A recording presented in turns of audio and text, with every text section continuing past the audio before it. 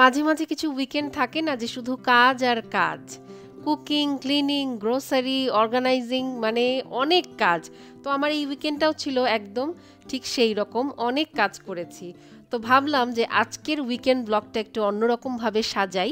Since I M a working women in Canada, I prefer doing my meal prep during my weekend.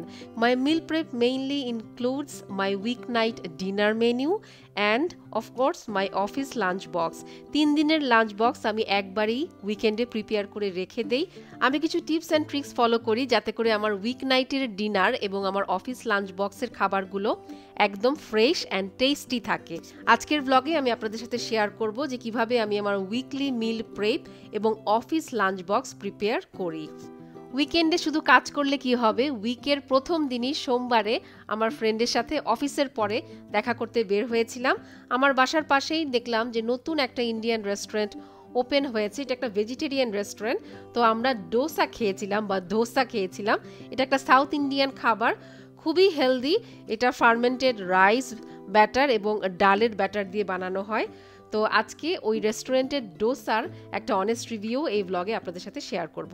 যারা আমাকে নতুন দেখছেন আমার চ্যানেলটা প্লিজ সাবস্ক্রাইব করবেন। ইউটিউব, ফেসবুক, ইনস্টাগ্রাম সবকিছু আইডি সেম, ন্যাচারালি নাফিসা।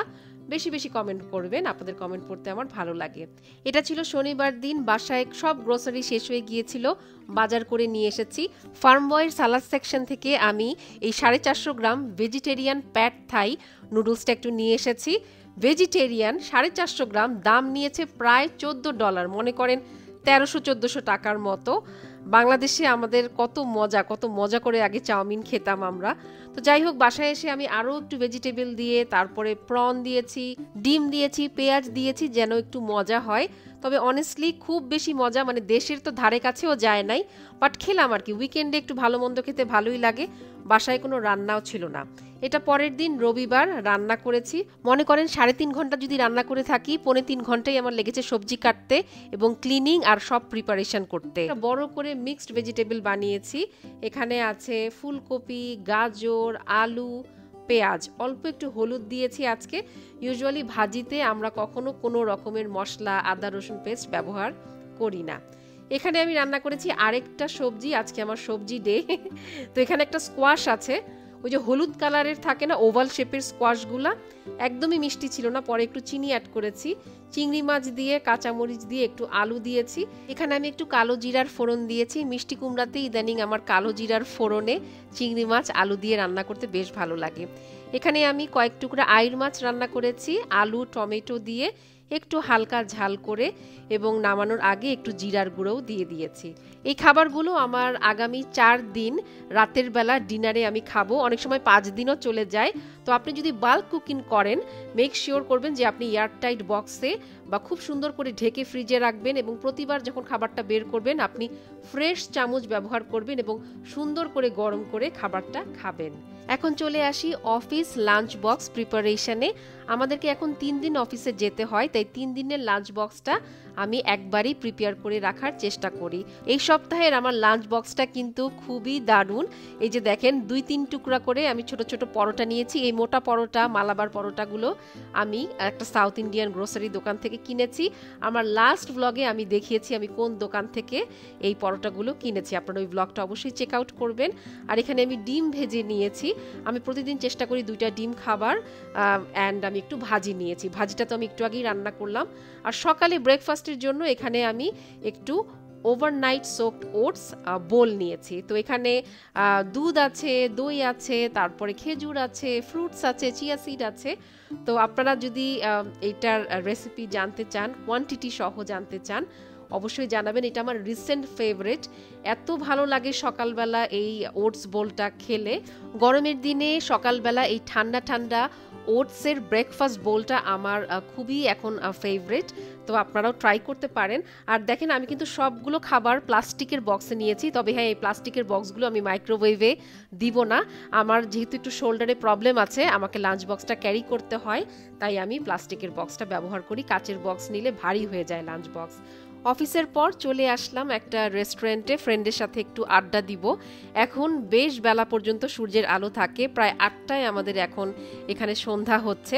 তো সামার টাইম আসছে ইনশাল্লাহ, so we are all looking forward to having many more sunny and happier weekends. আর আমি যদি হ্যাপি উইকেন্ড পালন করি আপনাদের সাথে তো আমি অবশ্যই ইনশাল্লাহ শেয়ার করব। রেস্টুরেন্টের ভিতরে খুবই পরিষ্কার ছিল, ছিমছাম ছিল, আমার কাছে ওদের ইন্টেরিয়রটা খুবই ভালো লেগেছে। তো আমরা দেখছিলাম অনেক অপশন আছে, বাট সবই ভেজিটেরিয়ান। ওদের ইন্দো চাইনিজ অপশন ছিল, তারপরে সাউথ ইন্ডিয়ান দোসা, তারপরে ওদের যে উত্তাপাম মানে ইডলি, সব রকমের অপশন ছিল। প্রাইসও মোটামুটি রিজনেবল রেঞ্জেই ছিল। আমরা অর্ডার করেছিলাম মাইসোর মাসালা দোসা। আমি সবসময় এই দোসাটাই অর্ডার করি এখন। এই দোসাটার ভিতরে মসুরের ডালের একটা স্পাইসি প্রলেপ থাকে অ্যান্ড সাথে 2টা চাটনি দিল। আর দোসার সাইজটা দেখেন বেশ বড়। নারিকেলের চাটনিটা আমার কাছে অনেক মজা লেগেছে, টমেটোর চাটনিটা ওয়াজ ওকে। আর আমার ফ্রেন্ড সবচেয়ে পছন্দ করেছে এই সাম্বার। আমি যতদূর জানি এটা একটা ডালের মতো, ডাল সবজি এবং তেঁতুলের টক দিয়ে ওরা রান্না করে, মানে স্যুপের মতো করে খায়। সবজির পরিমাণটা একটু কম ছিল, কিন্তু সাম্বারের টেস্টটা খুবই ভালো ছিল, অতিরিক্ত স্পাইসিও ছিল না। তো আমার কাছে অনেক বেশি ভালো লেগেছে। এবং কোয়ান্টিটিটা দেখেন, সাম্বারের কোয়ান্টিটি কিন্তু অনেক ছিল। ইউজুয়ালি ডোসার সাইজ এবং চাটনি বা সাম্বারের কোয়ান্টিটি কিন্তু এখানে অটোয়াতে খুব বেশি থাকে না। তো কোয়ান্টিটি ওয়াইজ এই রেস্টুরেন্টটা মানে কি বলবো যে 10 on 10। তবে হ্যাঁ, টেস্টের কথা আমি যদি বলি, আমি অটোয়াতে আরেকটা রেস্টুরেন্ট ট্রাই করেছিলাম, ডোসা কিং। ওইটার ভিডিও কিন্তু আমি শেয়ার করেছি আই থিঙ্ক 1 থেকে 1.5 বছর আগে। ইউটিউব, ফেসবুক, ইনস্টাগ্রাম সব কিছুতেই আছে। ন্যাচারালি নাফিসা ডোসা কিং লিখলেই আপনারা পেয়ে যাবেন। ওই রেস্টুরেন্টটা was better then this one. মানে ডোসার টেস্ট যদি আমি কম্পেয়ার করি তাহলে dosa king was better. Naturally Nafisa dosa king এটা ইউটিউবে লিখে সার্চ দিলেই আপনারা পেয়ে যাবেন, ইনস্টাগ্রামেও সার্চ করতে পারেন। তবে হ্যাঁ, প্রাইস, কোয়ান্টিটি এবং সার্ভিস যদি আমি সব কিছু মিলেই বিবেচনা করি এবং আমার বাসার খুবই কাছে এই রেস্টুরেন্টটা, তাহলে আমি আবারও যেতে পারি। আমার কাছে ওদের খাবারও বেশ মজা লেগেছে। So that would be my honest review of the dosa that I had at honest Indian restaurant. কেমন লাগলো? আর ডোসার ভিতরে দেখেন আলুর যে ফিলিংটা ছিল, সেটাতে শুধু আলু ছিল না, আরও অনেক ভেজিটেবল ছিল। আর এই যে দেখেন মসুরের ডালের স্পাইসি প্রলেপটা, আলুর কোয়ান্টিটিটাও কিন্তু বেশ ভালো ছিল। তো ওভারঅল আমি বলবো যে আমরা খুবই মজা করে খেয়েছি। উইকেন্ডে যেহেতু আমি আমার weekly meal planning and prep করে ফেলি, আবার লাঞ্চ বক্সগুলো রেডি করে ফেলি উইক নাইটে, তাই আমি এরকম ঝরঝরে ফ্রেশ থাকি। তবে হ্যাঁ, যেসব উইকেন্ডে একটু বেশি ঘোরাঘুরি করা হয়ে যায়, তখন উইক নাইটেও কিছু কাজ করতেই হয়, রান্না করা বা টুকিটাকি, যেগুলো কাজ না করলেই না।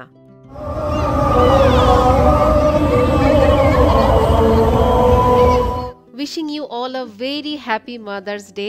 মায়ের ভালোবাসার ঋণ তো কখনোই শোধ করা যাবে না, তারপরও সবাই চেষ্টা করবেন নিজের জায়গা থেকে কিছু না কিছু একটা স্পেশাল করার জন্য এই দিনটাতে।